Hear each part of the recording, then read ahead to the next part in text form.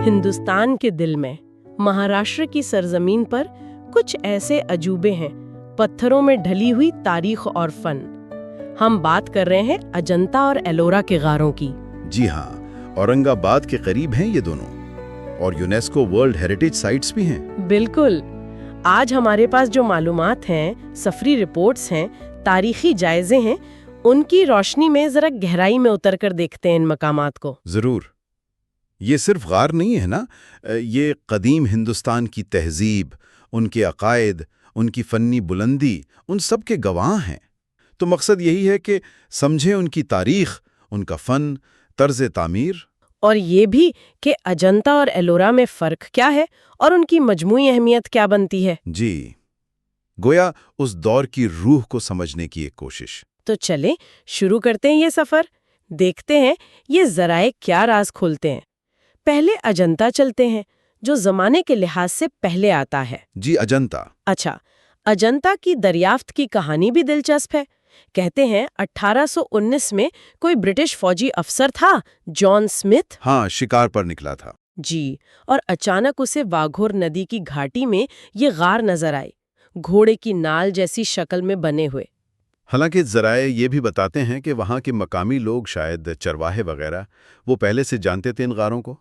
ہو سکتا ہے انہوں نے اس سمتھ کو راستہ دکھایا ہو غار نمبر 10 تک۔ یہ کل 30 غار ہے نا ایک قطار میں؟ جی ہاں، 30 غار، اور ان کی تعمیر دیکھیں وہ ایک ساتھ نہیں ہوئی، 2 بڑے مرحلوں میں ہوئی۔ 2 مرحلے؟ جی، پہلا مرحلہ بہت پرانا ہے، تقریباً 2 صدی قبل مسیح سے 1 صدی عیسوی تک۔ اچھا، کافی پرانا۔ جی، یہ دور ساتواہن خاندان سے جوڑا جاتا ہے، اور اس وقت بدھ مت کی جو ابتدائی شاخ تھی، ہینیان یا تھرواد، اس کا اثر تھا۔ اچھا، ہینیان۔ تو اس دور کے جو غار ہیں، جیسے غار نمبر 9، 10، 12، 13، 15A، وہ نسبتاً سادہ ہیں۔ ان میں آپ کو بدھ کی مورتیاں کم ملیں گی، استوپا پر زیادہ زور ملے گا۔ استوپا یعنی وہ جو بدھ کے باقیات یا مقدس چیزوں کی علامت ہوتا ہے؟ بالکل، کیونکہ ہینیان روایت میں بدھ کو انسانی شکل میں پوجنے کا رواج نہیں تھا۔ صحیح، تو یہ طرز تعمیر اسی عقیدے کو دکھاتا ہے۔ جی، اور پھر دوسرا مرحلہ وہ کب آیا؟ وہ کئی صدیوں بعد آیا، تقریباً 5ویں صدی عیسوی میں۔ یہ دور واکا ٹاکا خاندان، خاص طور پر راجہ ہری سینا کے زمانے کا ہے۔ واکا ٹاکا؟ جی، راجہ ہری سینا، تقریباً 460 سے 480 عیسوی؟ جی ہاں، تقریباً یہی دور۔ اور اس وقت تک بدھ مت کی مہایان شاخ زیادہ مقبول ہو چکی تھی۔ مہایان یعنی بڑی گاڑی؟ جی، جس میں بدھ اور بودھی ستواؤں یعنی نجات دلانے والی ہستیوں کو مورتیوں کی شکل میں پوجا جانے لگا تھا۔ تو اسی لیے اس دور کے غار زیادہ بڑے اور آرائشی ہیں؟ جی، جیسے غار 1 سے 8 اور 11 اور پھر 14 سے 29 تک؟ بالکل، ان میں آپ کو بدھ کی شاندار مورتیاں ملیں گی، نقش و نگار بہت زیادہ ہے۔ یہاں ایک بات بڑی دلچسپ لگی مجھے۔ کچھ ماہرین کہتے ہیں کہ یہ مہایان غاروں کا زیادہ تر کام صرف کوئی 20 سال میں ہوا؟ جی، والٹر سپنگ جیسے ماہرین کا یہی خیال ہے، 460 سے 480 عیسوی کے درمیان۔ اور حیرت کی بات یہ کہ اس کی سرپرستی ایک ہندو راجہ ہری سینا نے کی۔ جی ہاں، یہ بات قدیم ہندوستان میں مذہبی رواداری کی ایک بڑی مثال ہے کہ ایک ہندو راجہ بدھ مت کے مقامات بنوا رہا ہے۔ واقعی، اس سے یہ بھی سوچ آتی ہے کہ اس کے پیچھے سیاسی یا سماجی وجوہات کیا رہی ہوں گی۔ بالکل۔ اچھا، طرز تعمیر کے لحاظ سے دیکھیں تو 2 طرح کے غار ہیں یہاں۔ 2 قسمیں؟ کون کون سی؟ ایک ہیں وہار، یہ سمجھ لیں کہ راہبوں کے رہنے کی جگہ تھی، خانقاہیں۔ اچھا، مونسٹریز جیسی؟ جی، عام طور پر ایک بڑا چوکور ہال ہوتا ہے اور اس کے اطراف میں چھوٹے چھوٹے کمرے۔ میں نے پڑھا کہ غار نمبر 4 سب سے بڑا وہار ہے اور غار نمبر 6 تو 2 منزلہ بھی ہے۔ جی ہاں، یہ اس زمانے کی انجینئرنگ کا کمال ہے۔ اور دوسری قسم؟ وہ چیتیا گریہا کہلاتی ہیں۔ یہ اصل میں عبادت گاہیں تھی، اجتماعی دعا اور مراقبے کے لیے۔ ٹیمپل یا پریئر ہال؟ جی، ان کا ڈیزائن لمبوترا ہوتا ہے، چھت اونچی اور محراب جیسی گلائی والی، اور ہال کے آخر میں ایک اسٹوپا ہوتا ہے جو عبادت کا مرکز ہوتا ہے۔ اس کی مثالیں کون سی ہیں؟ لار نمبر 9، 10، 19 اور 26 یہ بہترین مثالیں ہیں۔ ان کی چھتیں دیکھ کر لگتا ہے جیسے لکڑی کے پرانے ڈیزائن کو پتھر میں نقل کیا ہو۔ اچھا، لیکن اجنتا کی اصل شہرت کو شاید اس کی پینٹنگز ہے نا؟ اوہ بالکل، پینٹنگز تو لاجواب ہیں۔ خاص طور پہ غار نمبر 1 میں وہ پدم پانی اور وجر پانی کی تصویریں، جی وہ تو آئیکونک ہیں، اجنتا کی پہچان بن گئی ہیں۔ ان میں بدھ کی پچھلی زندگیوں کی کہانیاں، جاتک کہانیاں دکھائی گئی ہیں۔ بالکل، اور بہت خوبصورت انداز میں۔ یہ کہانیاں دراصل بدھ مت کی اخلاقی تعلیمات عوام تک پہنچانے کا ذریعہ تھیں۔ اور ان میں صرف مذہبی چیزیں نہیں، اس دور کی زندگی بھی نظر آتی ہے، شاہی دربار، عام لوگ، لباس، زیورات۔ جی ہاں، جانور، پودے، سب کچھ بہت تفصیل ہے۔ یہ بنی کیسے ہیں؟ مطلب ٹیکنیک کیا ہے؟ یہ فریسکو سیکو یا ڈرائی فریسکو ٹیکنیک ہے۔ مطلب پہلے چٹان کی سطح ہموار کی، مٹی، چونے، بھوسے وغیرہ سے، پھر اس پر پلاسٹر کی تہ چڑھائی۔ اچھا، جب وہ سوکھ گئی تو اس پر قدرتی رنگوں سے پینٹنگ کی۔ تو گیلے پلاسٹر پر نہیں؟ نہیں، وہ ٹرو فریسکو کہلاتا ہے۔ یہ خشک پر ہے، شاید کم پائیدار ہو، لیکن اس میں تفصیل بنانا آسان ہوتا ہوگا۔ رنگ تو بہت شاندار لگتے ہیں آپ بھی۔ جی، بہت جاندار رنگ ہے۔ حالانکہ کچھ لوگ کہتے ہیں کہ نیلا رنگ کم استعمال ہوا ہے یا نہیں ہوا، شاید اس وقت نایاب تھا یا مہنگا بہت۔ ان کو بچانے کے لیے اب فلیش فوٹوگرافی منع ہے نا، اور باہر شیڈز بھی لگے ہیں؟ جی ہاں، بہت ضروری ہے ان کی حفاظت، روشنی سے رنگ خراب ہو جاتے ہیں۔ اچھا، وہاں جانے کے لیے کیا معلومات ہے؟ اورنگ آباد سے کتنا دور ہے؟ اورنگ آباد سے تقریباً 100 کلومیٹر اور جلگاؤں اسٹیشن سے قریب 56 کلومیٹر۔ تو بس ٹیکسی مل جاتی ہوگی؟ جی، دونوں شہروں سے ملتی ہے، بائک رینٹل بھی ہے۔ اور ٹائمنگ؟ صبح 9 سے شام 5 ساڑھے 5 تک، پیر کو بند رہتے ہیں۔ اور ٹکٹ کا کیا سنا تھا 2 جگہ لینا پڑتا ہے؟ جی ہاں، یہ یاد رکھنے والی بات ہے۔ ایک نیچے ٹی پوائنٹ پر پارکنگ کے پاس، اور دوسرا پھر اوپر غاروں کے قریب آرکیولوجیکل سروے کا کاؤنٹر ہے۔ ٹھیک، تو یہ تو ہوئی اجنتا کی۔ اب چلتے ہیں ایلورا کی طرف۔ جی، ایلورا۔ یہ اورنگ آباد سے زیادہ قریب ہے نا؟ صرف کوئی 29 کلومیٹر؟ جی ہاں، کافی قریب ہے۔ یہ بھی یونیسکو ورلڈ ہیریٹیج سائٹ ہے، اور یہاں غاروں کی تعداد تو بہت زیادہ ہے، 100 سے بھی زیادہ کہتے ہیں، جن میں سے 34 کھلے ہیں۔ اور ایلورا کی سب سے خاص بات کیا ہے؟ میرے خیال میں تو اس کی مذہبی جامعیت، ریلیجس ڈائیورسٹی۔ اچھا، وہ کیسے؟ دیکھیے، اجنتا تو پوری طرح بدھ مت کے لیے ہے نا۔ جی۔ ایلورا میں آپ کو 3 بڑے مذہب، بدھ مت غار 1 سے 12، ہندو مت غار 13 سے 29 اور جین مت غار 30 سے 34، ان سب کے مقدس مقامات ایک ہی جگہ ساتھ ساتھ ملتے ہیں۔ ارے واہ، یہ تو کمال ہے۔ مطلب ایک ہی کمپلیکس میں 3 الگ الگ مذہب؟ جی ہاں، یہ قدیم ہندوستان میں مذہبی ہم آہنگی کی ایک شاندار مثال ہے۔ اور یہ اجنتا کے بعد بنا ہے؟ جی، اس کا دور تقریباً 600 سے 1000 عیسوی تک کا ہے۔ اس میں راشٹرکوٹ اور یادو خاندانوں کا بڑا کردار رہا ہے۔ ہندو غاروں کا ذکر آتے ہی تو ذہن میں فوراً غار نمبر 16 آتا ہے، کیلاش مندر۔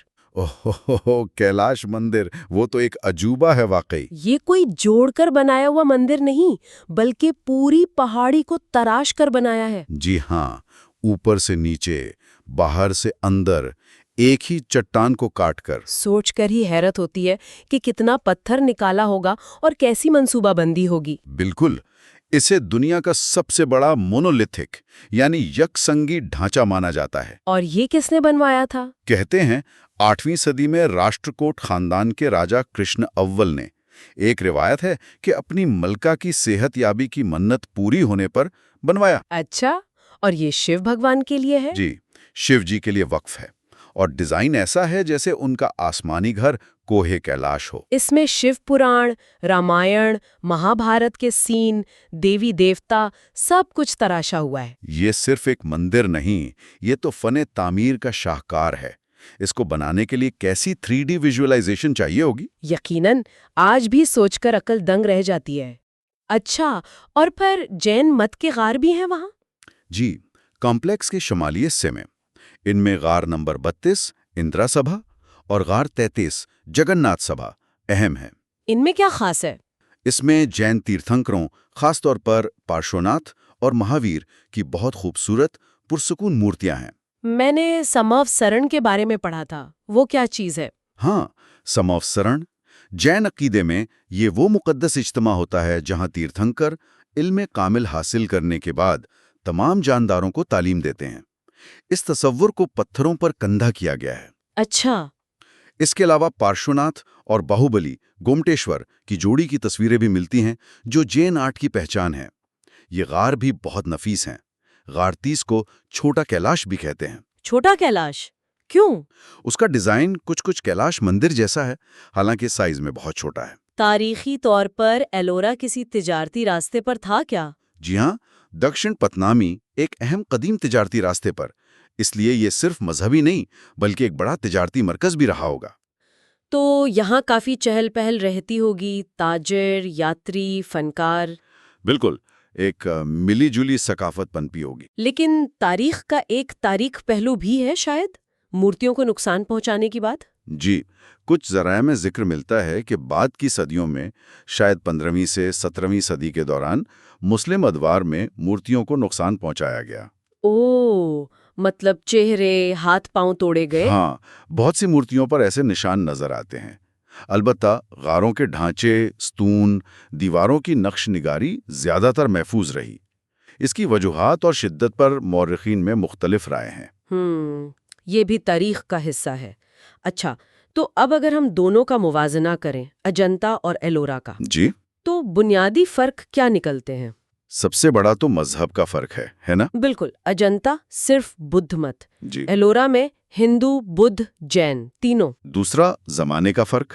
اجنتا پہلے شروع ہوا، ایلورا بعد میں۔ جی، اجنتا 2 صدی قبل مسیح سے، ایلورا 6 صدی عیسوی سے۔ اور فن کے لحاظ سے اجنتا کی پہچان اس کی پینٹنگز ہیں، فریسکو آرٹ کا بہترین نمونہ۔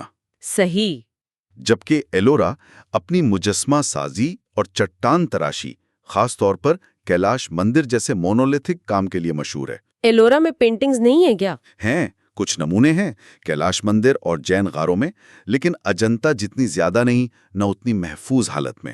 لیکن ان میں مشترک باتیں بھی تو ہیں، دونوں مہاراشٹر میں ہیں۔ جی، اورنگ آباد کے پاس دونوں چٹانوں کو کاٹ کر بنائے گئے شاہکار ہیں۔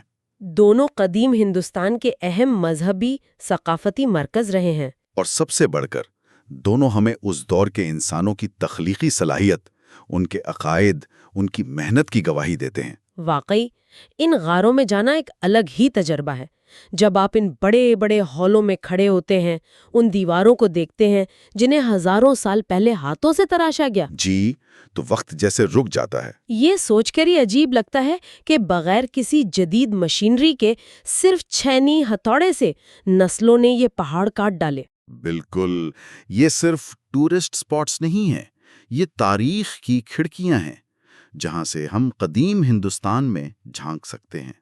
اجنتا کی پینٹنگز صرف کہانیاں نہیں، وہ اس دور کا سماج، رہن سہن، یہاں تک کہ بین الاقوامی تعلقات بھی دکھاتی ہیں۔ وہ فارسی سفارت خانے والی پینٹنگ؟ جی ہاں، غار نمبر 1 میں جو ایران کے ساتھ تعلقات کی طرف اشارہ کرتی ہے، اور ایلورا میں 3 مذاہب کا ایک ساتھ ہونا، یہ اس دور کی رواداری کو ظاہر کرتا ہے۔ بالکل، اور یہ کہ پتھر جیسے سخت مادے سے اتنی جاندار شکلیں، اتنی کہانیاں تراشی گئیں، یہ انسانی عزم اور فن کا ثبوت ہے۔ تو آخر میں ہم کہہ سکتے ہیں کہ اجنتا اور ایلورا صرف پتھر نہیں، یہ ہندوستان کے ماضی کا وہ خزانہ ہے جو ہمیں اپنی تاریخ، اپنی ثقافت پر فخر کرنا سکھاتا ہے۔ جی، یہ یاد دلاتے ہیں کہ عقیدہ اور فن مل کر کیا کمال کر سکتے ہیں۔ ان غاروں کی خاموش فضا میں گھومتے ہوئے ایک سوال ذہن میں آتا ہے۔ کیا سوال؟ یہ وہ کون سی طاقت تھی، وہ کون سا جذبہ تھا جس نے ان گمنام فنکاروں کو اپنی زندگیاں اس کام کے لیے وقف کرنے پر مجبور کیا؟ کیا صرف مذہب کا جوش تھا، یا شاہی حکم، یا کچھ اور؟ یہ ایک گہرا سوال ہے، اور خاص طور پر ایلورا کو دیکھ کر، جہاں 3 مختلف راستوں کے لوگ ایک جگہ جمع ہیں۔ کیا وہ ہمیں آج کے لیے کوئی سبق سکھا سکتا ہے؟ بقائے بامی کا، احترام کا؟ شاید یہ وہ سوالات ہیں جو ان قدیم راہداریوں میں گونجتے ہیں اور آج بھی ہمارے سامنے ہیں۔ بالکل، سوچنے پر مجبور کرتے ہیں۔